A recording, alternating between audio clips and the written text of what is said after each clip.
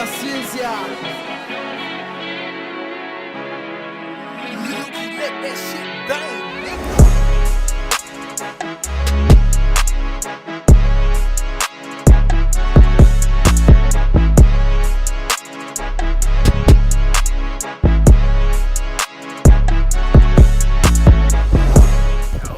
What's up, boys? How's it doing? We're back at the Hideaway, a classic. By the way, come check out the Hideaway if you haven't. It's a very cool place. We love this place. Come through. Here's the address.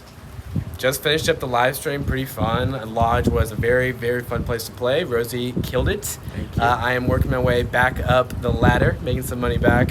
Hideaway's the place to do it, though. I wasn't able to make the live stream, but they killed it. I was working the comments, chatting up a few guys. It's a good time. Let's go. That being said, let's play some cards. Let's do it. Let's play. I buy into the deep stacked 1-2 game for $400 and I'm immediately dealt ace-king offsuit on the button. Under the gun bets $10. It folds around to me on the button. I'm for sure going to be 3-betting, and I 3-bet to $30. The small blind makes a call, and the under the gun player calls, so we're off to a flop 3 ways, which comes ace, jack, 7, rainbow. Great flop for us, top pair, top kicker. Checks to me, and I c-bet for $50. And both players make the call, so a little bit alarming.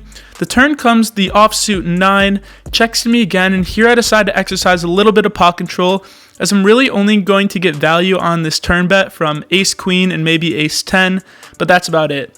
So I check, and we're off to a river, still 3 ways, which comes the offsuit deuce, the most dud card in the deck. Checks to me again, and here I'm pretty certain I have the best hand. It checks to me, and I decide to bet $115, a little bit less than half pot, hoping to get value from a weaker ace.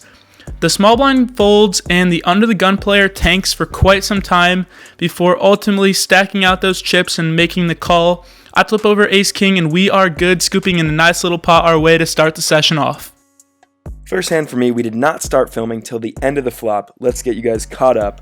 We got queen 8 of clubs in the hijack, 2 people limp. We are bad at poker, we limp as well. The button raises to $12 and we all call. So we're going 4 ways to a flop, which comes ace 3-5, 2 clubs, 1 spade.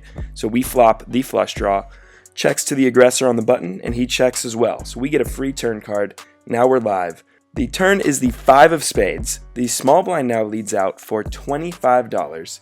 I'm liking my odds here, and I'm hoping that I can get there on the river. So I make the call. Button calls as well, further improving our pot odds immediately. And the river is the 10 of clubs. We get there, boys. Why not? Let's have a day.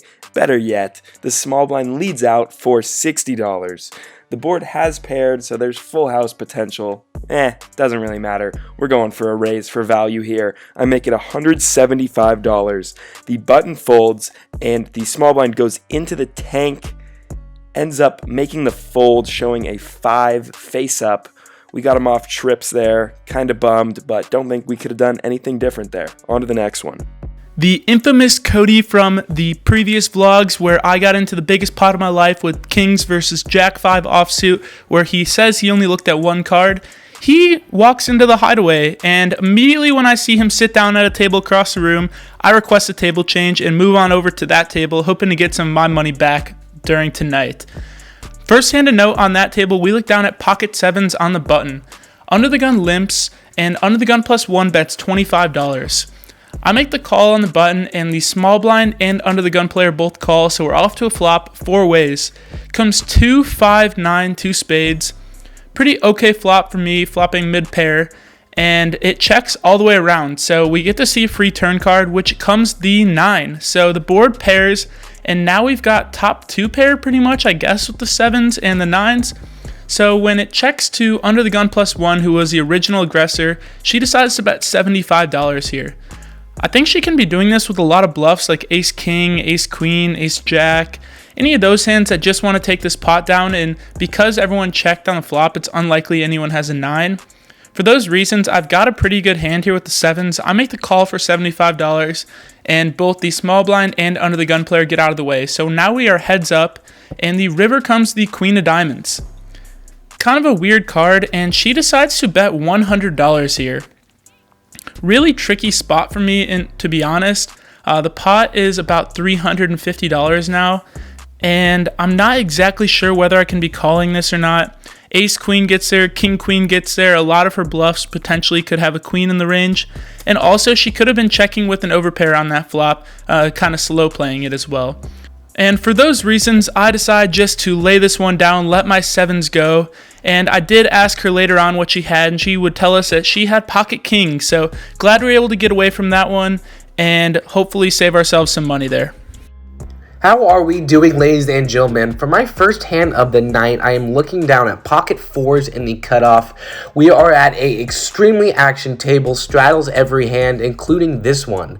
So for sizing, I gotta go large. I make it $20. There's over $1,000 in a few of these guys' stacks. This plays more like a 2-5 game, and when they say Texas plays big, this game is the biggest 1-2 game I've ever sat at. All right. Cody in the big blind now makes a call. You guys might be familiar with him. He's been on the vlog before. He's an action player. The straddle, who's on the button, makes the call as well, going off to a flop with a hand that doesn't flop very well. 2-7 queen, 2 diamonds.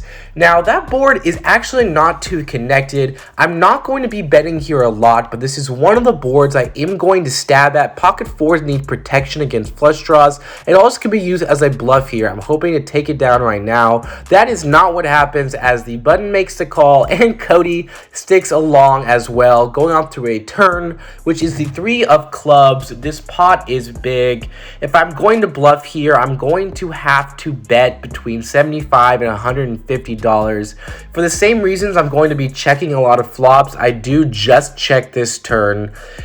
And the button's a very nice guy. He gives us a free river card, which is the 4 of spades. We get there on the river in a massive pot. Now I'm thinking in my head, how am I going to get the most money possible? Well, Cody takes care of that as he leads for almost pot $140.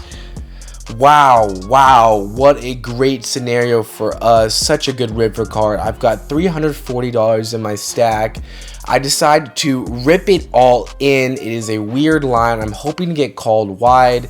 The button now goes into the tank for a little bit. Could we get overcalled by the button and Cody? Well, nope. The button makes the fold, and now Cody, after taking a quick second to look back at his cards, folds his hand as well. However, I'm happy we take down a big pot with pocket fours on such a good river. Great way to start the session. Next interesting hand for us, we look down at ace-5 of clubs on the small blind. The cutoff limps and the button bets $15. I consider 3-betting here because his range is going to be pretty wide.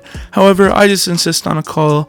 The big blind Cody makes a call and the cutoff calls as well, so we're off to a flop 4 ways, which comes 5 of spades, 2 of hearts, king of clubs. We got mid pair top kicker with the backdoor nut flush draw. I check, the big blind checks, and the cutoff donks. I've seen him do this really weak before with low pairs or even nothing on flops. The button makes a call, and there are plenty of turn cards that give me really good equity. There are 2 5s, 3 aces, and 10 clubs, so there are 15 cards on the turn that allow me to either have the best hand or potentially throw out a bluff. So I make the call, and Cody calls as well in the big blind. We're off to a turn 4 ways still, which comes the 10 of clubs. Great card, giving us the nut flush draw now to go along with our pair. Checks 3 times, and the button bets $75. The total pot now is $236. I'm getting over 3-1 on a call, and even against hands like King 10, top 2 pair, I'm still a 31% favorite, so I'm getting great odds here. I make the call for $75, hoping to see a great river, and both other players get out of the way, so we're off to a river, heads up, which comes the 9 of hearts. We dud off and just have to check here and give up. We check, and the button bets $150. I Hollywood for a little bit before eventually laying it down. Unfortunate run out for us. Wish we could have binked there because it would have been a nice pot our way. Next hand for me did not catch on my camera. Shout out Frankie for holding it down for me. He's got this angle, and we have pocket jacks on the big blind. There's an under the gun limp. The hijack, who I faced in the queen 8 hand, makes it 10, folds to me. I don't want to play this out of position. It's the 4th best hand in poker. I'm going for the 3-bet. I make it $35, and he makes the call. So we're going heads up to a flop of ace 6-9, 2 hearts, 1 club. Obviously not a big fan of the ace here, but it totally smacks my 3-bet range, so I think it's perfectly fine to go for that C-bet here, and I make it $35. He makes the call, however, so not feeling too great. The turn is the 7 of diamonds. I decide to slow down with my 1 pair and pot control. I check, and he checks it back, so I'm feeling better. The river is the 4 of hearts. The front door flush draw gets there. I'm in get to showdown mode here. I don't really want to turn this into a bluff. I don't want to go for value either, so I go for the check. He checks it back too. I show. He shows ace-10 offsuit, so tough one there. What are you going to do? Next hand of note is super interesting. My table is full of absolute degenerate gamblers who love dealer's choice games, and eventually they settle on playing a round of each, which means we play 1 round of Hold'em, 8 hands, and then the next 8 hands are a round of dealer's choice games, and you rotate back and forth between those for rounds of each. Not ideal for me. I typically move tables once this starts happening. However, Cody was at my table, as well as plenty of other big gamblers who like to get it in with any sort of draw. So I wanted to stay at this table and just capitalize on my Hold'em moments. I felt like I had a lot of opportunity to make some money at this table. So we're currently on a round of each, and it's my button, so I get to choose the game. I choose Hold'em. The table didn't really like that, but who cares? I'm going to play as much Hold'em as possible. I decide to button straddle here for $4. Under the gun bets $25, middle position calls, and Cody calls. It's on me, and I look down at ace-king offsuit, a great hand, an absolute premium. I'm for sure going to be 3-betting here. I 3-bet to $125. The under the gun player gets out of the way, and so does middle position. Cody, he likes to stick around and play hands with me, so he makes a call for $125 pre-flop, and we're off to a flop, which comes King 2-3, an absolute dream flop for me, drilling top pair, top kicker, in position to an aggressive player like Cody. He checks to me, and I decide here with only $232 in my stack that I'm for sure going to be going all in here. I go all in, and he snap calls, so we're off to a turn and river, which come 9 and 2. Hoping he doesn't have 2 spades, as there are 3 spades on the board now. However, I flip over ace-king, and we are good, doubling up off Cody, our good buddy, getting some of those jack dollars right back in our pocket. Great hand, Cody, and good way to continue the session. I think this is an excellent learning hand for all of us, guys. I look down here at King Jack offsuit with $550 in my stack. I am in the hijack, and it folds to me. First question, what do? I decide to raise, and I go with the sizing of $20 with someone in the straddle. We see a call from the cutoff. We see a call from the small blind, which is Cody. We see a call from the big blind, and we see a call from the straddle. This flop comes 5 jack 7, 2 diamonds. I look down on my hand. I like having the king of diamonds. I like that we have top pair. It checks to me, and I'm a little confused what to do in this spot with this many people, with the pot being this big. I would love to just check it down and get to showdown, but I decide to bet. I can't give 5 people free cards. I make it $55 to play, almost half pot. And now we get the button to make the call and the rest of the players to fold. Great. We're heads up. Going to a turn card, which is the 2 of spades. That is an absolute dud. Now, I think that the straddle is going to have a super large range. I think he can have worse jacks than myself, so I bet for value here to the sizing of $115. He snap calls, like, very, very quickly. You can see it on Jack's angle. He snap calls. Immediate reaction is that he has a flush draw that he will not let go. We're hoping for no high cards. That's not what happens. We get a queen of clubs on the river. We are out of position to this player with about $350 in my stack with a pot of $640. What do? I don't want to jam all in. I don't think he's going to call me with a hand that's actually worse than mine. And I also don't want to check and give him the opportunity to bluff me out of this big pot when I already like my hand.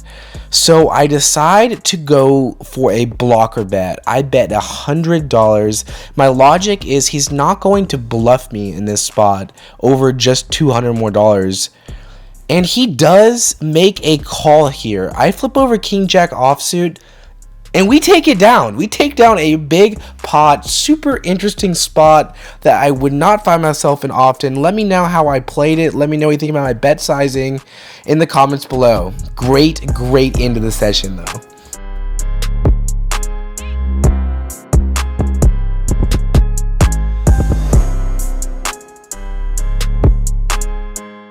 Yo, I left a pretty action table, deep stacks all night. Jello is still gonna hang in there. What are we thinking? Pretty good action. The stacks are getting big. Yeah, stacks are flying. Stacks got really big. I was getting scared. In for 400, out for 1090. Excited to wrap it up there. Didn't want to play too much longer with people with $2,000 and $3,000 in front of me. My table was not as exciting. My night not as exciting. Pretty mundane. Definitely was due to come down to earth. I've been on a little bit of a heater. Oh, yeah. And I only lost $65. In for 5, out for 435. So a good way to come down to earth and remind me that you can still lose at this game. And It's I'm not that possible good. to lose. I'm in for 4 right now. I have a little over 700 right now. Infamous Cody from the Jack 5 vs King's hand is at my table, so sir. I'm definitely sticking around and seeing if I can get some more pots with him. So Go. keep you All right, guys updated. finish it up. Love you, boys. Catch you. Subscribe. My table was so good for action, I couldn't leave when Rosey and Frankie wanted to leave, so I stuck around hoping to get some good hands, but unfortunately wasn't dealt much. We had a few playable hands, but ended up bricking pretty much every flop, so didn't get too involved, but it was all, honestly, just a super interesting table. Look at these stacks here. People were having $2,000 to $3,000 stacks in a 1-2 game. It was wild. Stacks were flying. People were playing Congress, getting into multi-$1,000 pots every rotation. It was a super fun time to watch and gamble along with these guys.